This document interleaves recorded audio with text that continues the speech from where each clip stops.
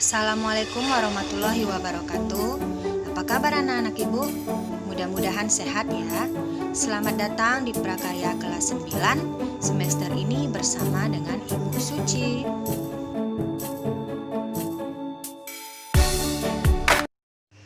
Nah, anak-anak ibu, coba kamu perhatikan benda-benda berikut.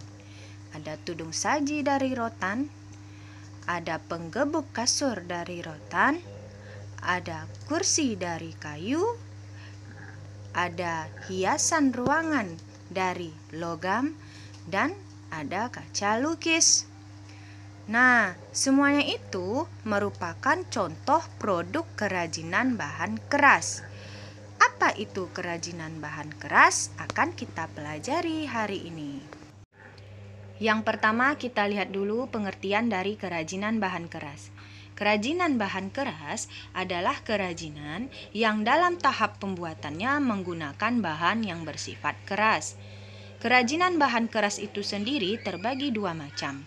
Yang pertama, kerajinan bahan keras alami. Yang kedua, kerajinan bahan keras buatan. Kerajinan bahan keras alami adalah kerajinan yang bahan bakunya berasal dari alam. Contohnya dari kayu, bambu, rotan, dan sebagainya. Sedangkan kerajinan bahan keras buatan adalah kerajinan yang bahan bakunya telah mengalami pengolahan terlebih dahulu.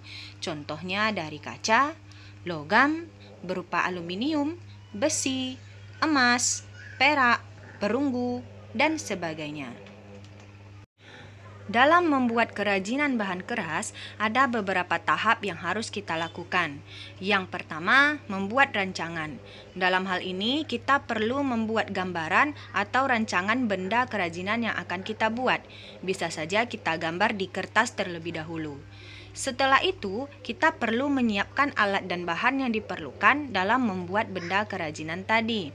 Nah, langkah selanjutnya adalah membuat benda sesuai rancangan kita tadi. Misalnya, kita mau membuat tempat pensil dari bambu, atau tas dari rotan, dan lain sebagainya. Yang terakhir adalah tahap penyelesaian atau finishing. Dalam hal ini, kita memperindah benda kerajinan yang kita buat tadi. Bisa dengan menambahkan pernak-pernik atau motif-motif, mengecat, dan sebagainya. Nah, teknik pembuatan kerajinan bahan keras tergantung dari bahan baku yang kita perlukan dalam pembuatan produk kerajinan.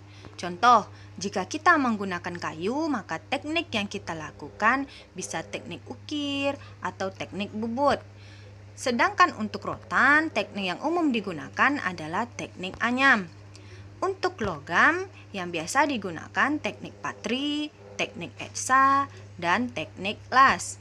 Terakhir untuk kaca, bisa saja menggunakan teknik lukis.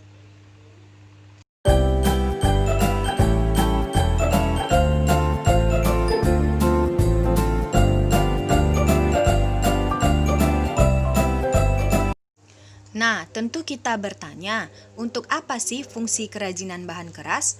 Pada dasarnya, kerajinan bahan keras itu memiliki dua fungsi. Yang pertama, sebagai benda pakai, yang biasa kita gunakan dalam kehidupan sehari-hari. Misalnya, kursi, meja, tas, dan lain sebagainya. Selain sebagai benda pakai, bisa juga sebagai benda hias. Nah, ini umumnya sebagai pajangan di dalam suatu ruangan. Terakhir, setelah produk kerajinan bahan keras kita selesai, kita perlu melakukan pengemasan. Untuk apa gunanya pengemasan? Yang pertama, melindungi produk dari kerusakan. Yang kedua, tentu saja bisa memperindah produk kerajinan tadi. Yang ketiga, menarik minat pembeli. Yang terakhir, meningkatkan harga jual produk kerajinan yang telah kita buat. Nah, apa saja bentuk kemasannya? Bisa dari kertas, bisa dari kayu, dan bisa dari plastik. Nah, sekian materi kita hari